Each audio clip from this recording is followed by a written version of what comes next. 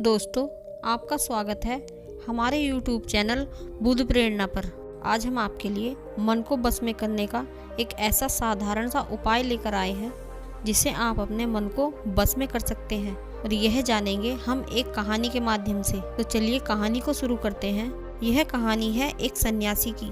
सन्यासी वह होता है जो अपना सब कुछ त्याग कर सिर्फ एक चीज को अपना लक्ष्य बना लेता है। कोई भी व्यक्ति सन्यासी बेवजह नहीं बनता। सन्यासी बनने के पीछे एक बहुत बड़ी वजह होती है।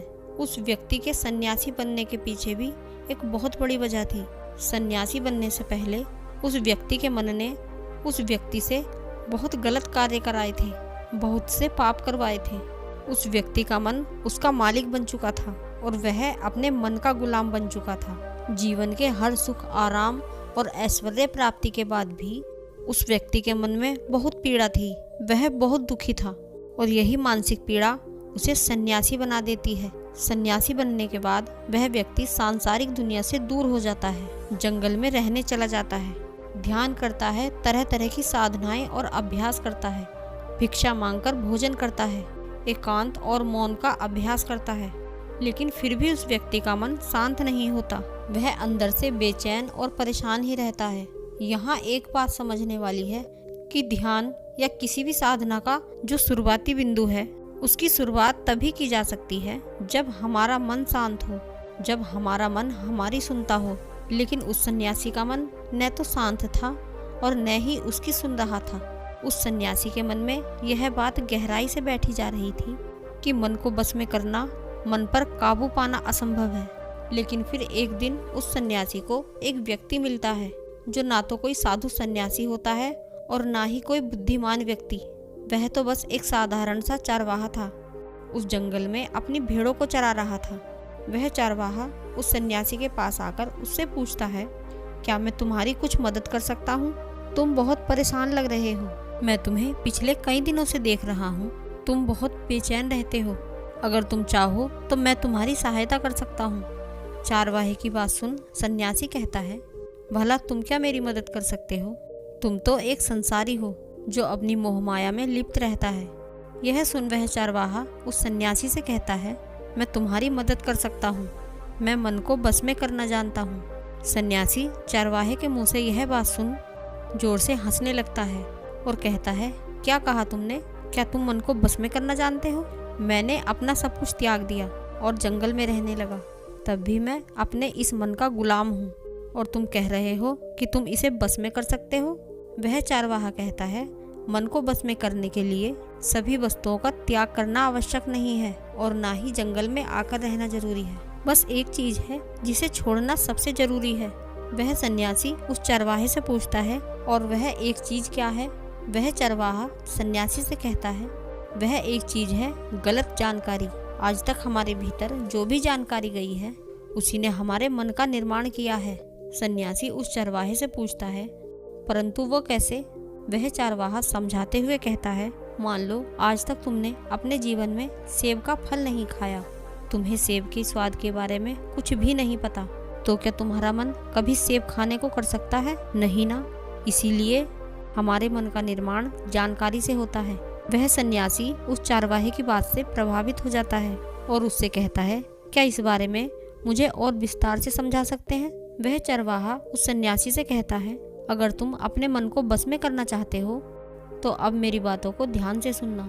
तुम अपने मन को बस में केवल तभी कर सकते हो जब तुम अपने मन की जड़ों को देख पाओगे। मन का निर्माण जानकारी से होता है और हमारे शरीर में जानकारी के 5 प्रवेश द्वार होते हैं। पहला, आँख। हम अपनी आँखों से जो कुछ भी देखते हैं, अच्छा या बुरा, वो सब हमारे मन की याददाश्त में इकट्ठा होता रहता है। दूसरा, कान। हमारे कान जो भी सुनते हैं वह भी हमारे मन में बीज के रूप में बो दिया जाता है। तीसरा, जीभ। जिस भी चीज़ का स्वाद हम एक बार ले लेते हैं वह हमारे मन की याददाश्त में अंकित हो जाता है। चौथा है नाक। जो भी हम एक बार सूंघ लेते हैं, खुशबू या बदबू, वह भी हमारे मन में दर्ज हो जाती है। और पांचवा है त्वचा। जिस भी चीज़ को हम एक बार छू लेते हैं, स्पर्श कर लेते हैं, उसकी याददाश्त हमारे मन में कहीं ना कहीं अंकित हो जाती है। इन 5 शारीरिक दरवाजों से जो भी जानकारी हमारे अंदर जाती है वह जानकारी बीजों के रूप में जमा हो जाती है और धीरे धीरे वृक्ष बनती है। हमारा मन मिट्टी की तरह है जिसमें बीज बोए जाते हैं और हमारी बुद्धि बीज बोने वाले किसान की तरह है।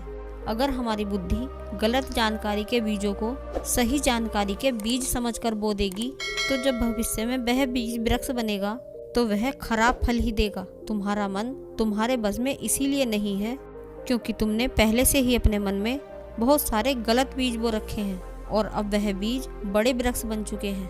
वह सन्यासी उस चरवाहे से पूछता है, तो अब मुझे क्या करना चाहिए, क्योंकि अब तक तो मैं बहुत सारे गलत बीज बो चुका हूँ और जो बोए जा चुके हैं उन्हें वापस नहीं निकाल सकता।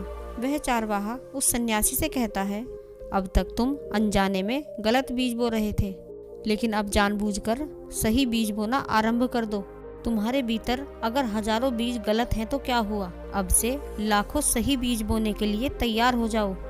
तुम्हें बस पूरे दिन इस बात पर ध्यान देना है कि इन 5 द्वारों से तुम्हारे भीतर क्या जानकारी जा रही है और जो जानकारी जा रही है वो सही भी है या नहीं। वह सन्यासी पूछता है, मुझे यह कब तक करना होगा। वह चरवाहा कहता है, पूरी जिंदगी भर। जिस प्रकार तुम हर दिन अपने पेट को अच्छा भोजन देते हो उसी प्रकार तुम्हें हर दिन अपने दिमाग को भी अच्छा भोजन देना है, यानी सही जानकारी और सही विचार। जीवन में हर दिन हर पल तुम्हें बस 2 विकल्प मिलेंगे जिसमें से एक विकल्प तुम्हारे लिए सही होगा और दूसरा गलत, लेकिन तुम्हें हर बार सही विकल्प का ही चुनाव करना है। हमेशा याद रखना, सही विकल्प का चुनाव करते समय तुम्हारे भीतर पीड़ा पैदा हो सकती है, लेकिन वह पीड़ा बस कुछ समय ही रहेगी। इसीलिए चाहे तुम्हारे अंदर कितनी भी पीड़ा क्यों ना हो, तुम्हें हर बार सही का ही चुनाव करना है। जितनी बार तुम सही चुनोगे उतनी बार तुम अपने अंदर एक सही बीज बोओगे और जिस दिन तुम्हारे अंदर के सही बीजों की संख्या गलत बीजों की संख्या से अधिक हो जाएगी उस दिन तुम्हारा मन तुम्हारे बस में होगा। लेकिन उस दिन के लिए आज से, अभी से तुम्हें अपना प्रयास जारी रखना होगा। वह सन्यासी तो उस चरवाहे की बात को समझ जाता है, लेकिन क्या आप समझ पाए, यह हमें कमेंट बॉक्स में ज़रूर बताना। और अगर वीडियो अच्छी लगी हो तो वीडियो को लाइक और चैनल को सब्सक्राइब करना न भूलें। हम फिर मिलते हैं किसी ज्ञानवर्धक कहानी के साथ। तब तक के लिए धन्यवाद।